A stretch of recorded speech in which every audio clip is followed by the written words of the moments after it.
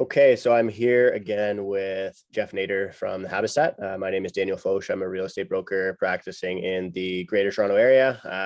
And basically, on a monthly basis, we break down the GTA real estate stats using a data visualization platform and data science platform that you've built, Jeff. So just wondering if you can bring that up and we can take a look at, I guess we're going to start off by looking at March and April, or sorry, February and April of 2022 side by side. Yeah, let's do it. Okay. So obviously big changes in the market, right? A lot of people, including it to yourself, I think we're kind of calling a peak in February. And when we compare side by side on the left, April 2022 stats versus on the right, February 2022. Yeah. Definitely a big difference when we look at all the KPIs, really. So, sales volume down quite a bit, median average price down a lot. Sale to list ratio down from 1.19% down to 1.10%. Listings are on the market for more days, and the number of sales going above the asking price is down significantly. And to me, that just says much less competitiveness. Yeah.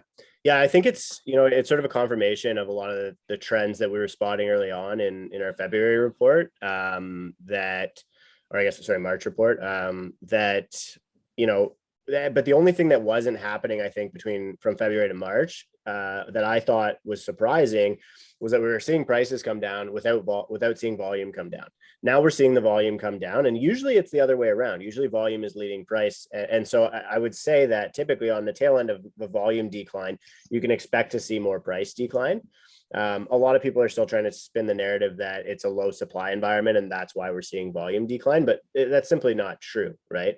The reality is that, people are scared by fast price decreases, and there's a lot of wait and see mentality out in the market right now.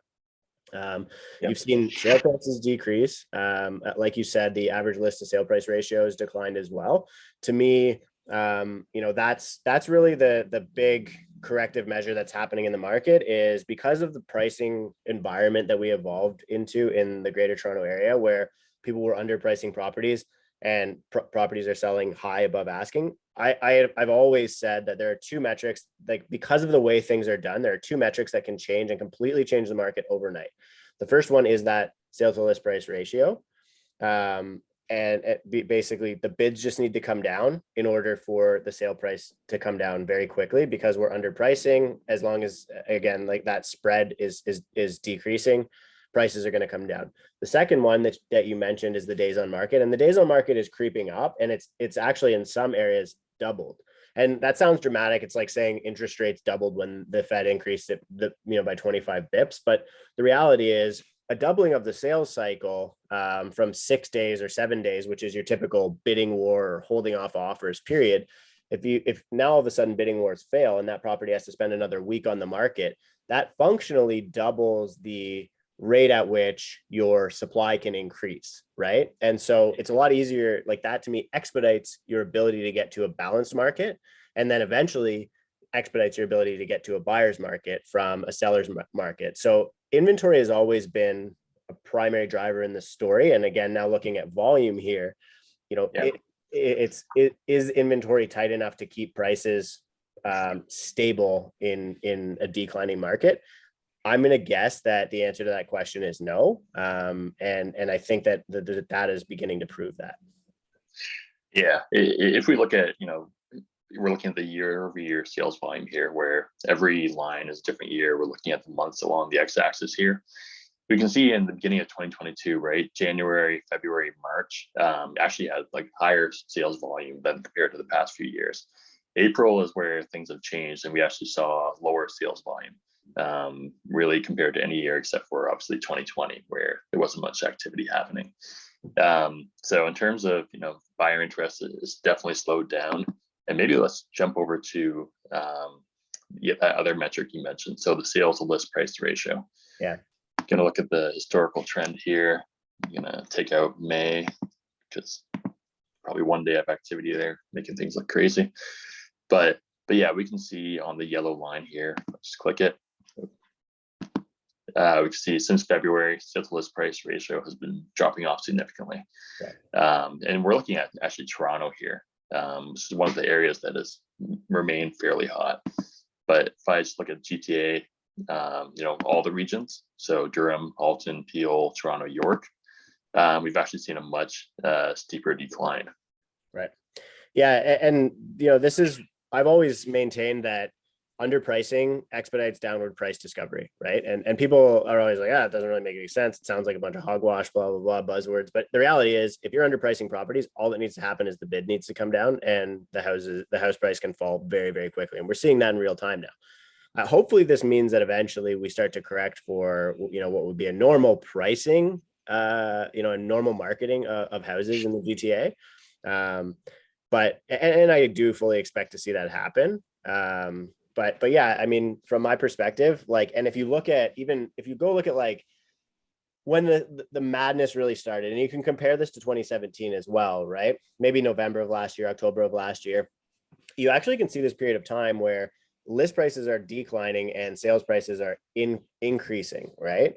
And so basically the bid ask table spread is like if you're examining it almost like a stock, is actually growing. And so what that does is that creates this almost hypothetical excess demand where there's so much money chasing so few, it's a scarcity thing, right? There's so few cheap properties, even though the pricing is false.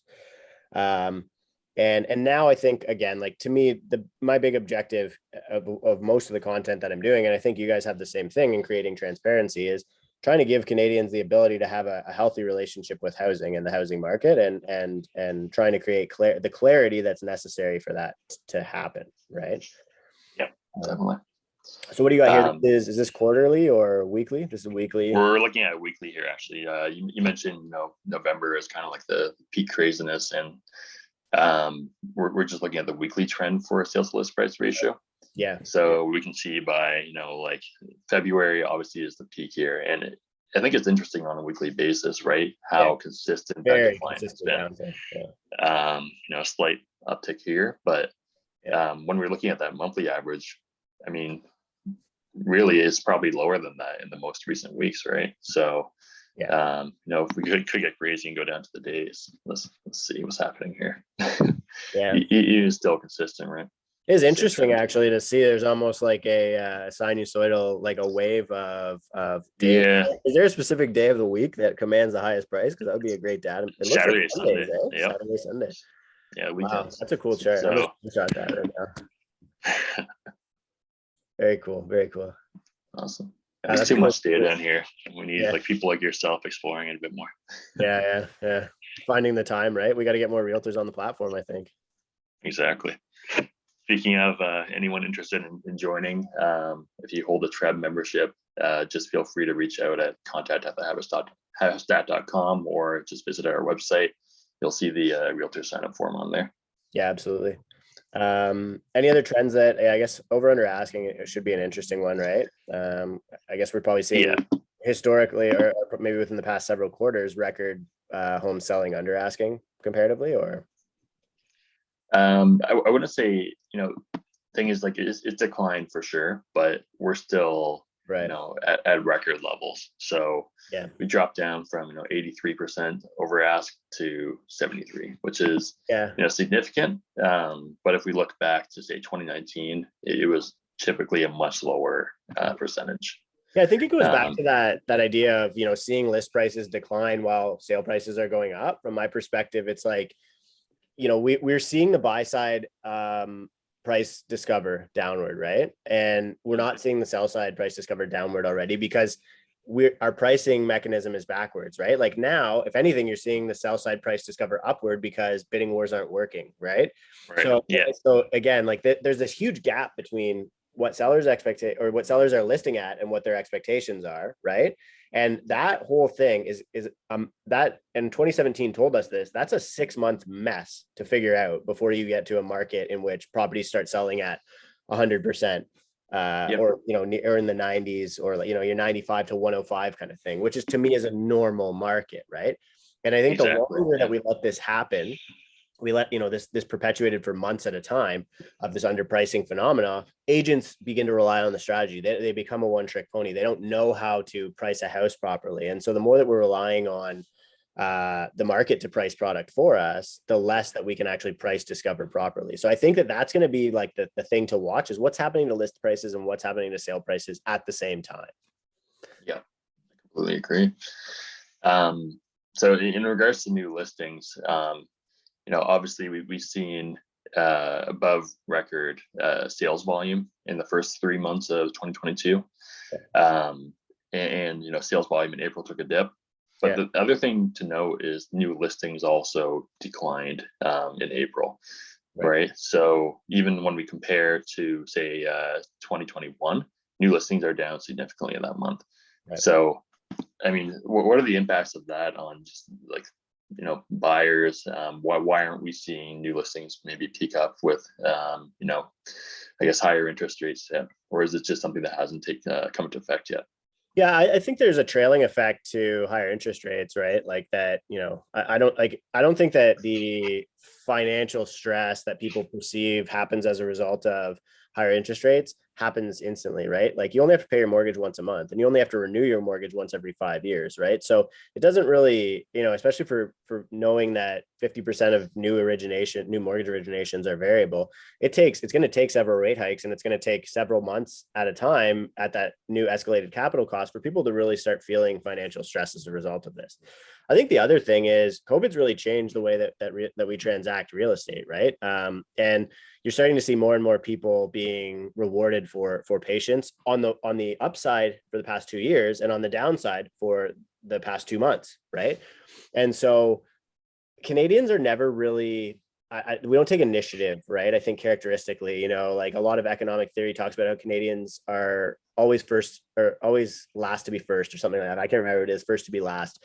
We don't want to be the primary one to make a decision. So I think that you're seeing a lot of waiting and seeing on the buy side and on the sell side, right? That makes sense. Yeah, and you have to imagine that a lot of sellers also need to buy, right? So you're starting to again get to this point where we have to remember a lot of the stories that are coming out now are, oh, I sold my house, now the buyer's not closing, and I also, I went and bought a house first in February, and now I can't sell my house in April. And my transaction now is going to cost me $500K more than I thought. And so a lot of these current transactions really need to come out in the wash before we can actually start getting to, again, a healthy market where people are buying and selling in the same market. Transactions are happening at a normal cadence, right? Yeah, I think there's one other thing I wanted to add there, but I can't remember what it was. So hopefully it comes back up in my brain. But I like looking at this. So what's the visual we're looking at here? Yeah, so this is the breakdown of active listings within the GTA across all property types. Yeah. I think one key thing here, probably look at it a bit better on a different chart, but is looking at the current list price averages versus the original. So what we've actually seen is the median list price has actually gone higher. Right. The average, this can be a bit skewed, it's going the opposite direction, but to me, that this potentially is a sign that there is that upward repricing. Yeah. So, and the average piece being interesting because that would say that you're seeing less price change in the lower end of the market, more price change in the lower end of the market, skewing it down. I think that it's this is a data point that I've watched a lot over the past couple of months, and I think in February I started to point out just with a quick a little screenshot saying, look, you can see right now that price changes are happening on average up, right? And I think that we're seeing, at the median, price changes are happening up. So again, we're starting to see that price discovery happening where sellers are saying, oh, underpricing is not working. So again, it's a very, very confusing world to be in. And I think that comes back to that volume thing that we were just talking about, right? It's like volume now is decreasing, and a lot of people want to say that this can create a tightness in the market that could cause like we're hypothetically still in a seller's market, right? From a data perspective, from a volume perspective, we're approaching a balanced market. But the difference that's happening in real time right now, and this is more of a macro thing than, examining the microeconomics of what we're looking at right now, is the buying power of all of those buyers is decreasing. So I always like to say it in simple terms. It's a lot of people talk about excess demand, like, you can think about a house as the number of people chasing it. So your house is worth 50 people, as an example, if there's 50 buyers looking at it, but that's not how it works. How it works is it's the buying power of the person, number one of those 50 people that's willing to pay the most. And that number is going down. So we need to think about houses as the amount of dollars chasing a house, not the amount of people chasing a house. And that's why we can have prices decline, and why we can have prices decline for a long time in a longer bear market, even with record high immigration, keeping more people chasing houses in the Canadian economy, right? Yeah, makes sense. So one thing I realized we don't actually touch on too much in these videos is, we have all the lease data for the GTA as well, right? And just looking at that, we've been seeing the upward trend really since, December 2020, with average rents climbing to 2,700 across the GTA. I guess, how do you view the relationship between, home prices where they are right now, like buyer struggles versus compared to rent prices? Right. So I think this is a really, really interesting conversation to have. There's a very clear correlation between interest rates and rental growth, right? They're positively correlated. So rates go up, rents go up. Why is that? Right? Because buying power is decreasing, but people don't use credit to pay their rent, right? And so you have to examine it as the people who are getting knocked out of the market as a result, or the people whose buying power is being reduced as a result of rates increasing, were probably either A, renters, or B, haven't even started new household formation yet, right? The people who are being marginalized out by rate hikes. And this is a very important part of the conversation right now, because rate hikes technically don't make the market more affordable for first-time home buyers, right?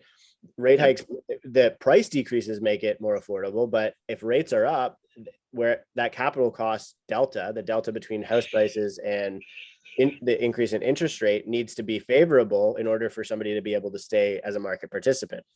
Exactly. So, I always examine this one, especially because before COVID, my primary type of clientele was investors, and COVID changed that because the marginal buyer just started blowing all my investors out of the water. And the majority of my investors were selling property in the GTA, at least selling property during COVID and buying in other markets. And so now things are changing where rents are escalating, right? And that's going to continue to happen as rate hikes happen, more people get pushed out of the market, pushed down out of the market, and they end up in the rental pool, right? Rents are going to go up, and prices are going to go down. And so what that does is it creates an environment in which rental valuations, based on a cap rate basis, or rental returns, so the return that you can earn on purchasing a rental property, is becoming far better than it was, just 2 months ago. So I expect to see a lot of investor activity. And I've said at the beginning of this and I don't know if this solves the problem, because it creates more house hoarding, it creates more, landlordism, et cetera, which a lot of things, people are saying are qualitative problems with the Canadian real estate market, which I would genuinely agree with. I think that's, a part of the issue. But again, more compelling investments. I think when you get to that kind of like 5 cap, when you get to the point where every house available in the GTA detached, like right now we're at the point where every duplex in the GTA, I would say, give or take, should be cash flow positive at a standard investor loan to value, which is about 70%. Okay.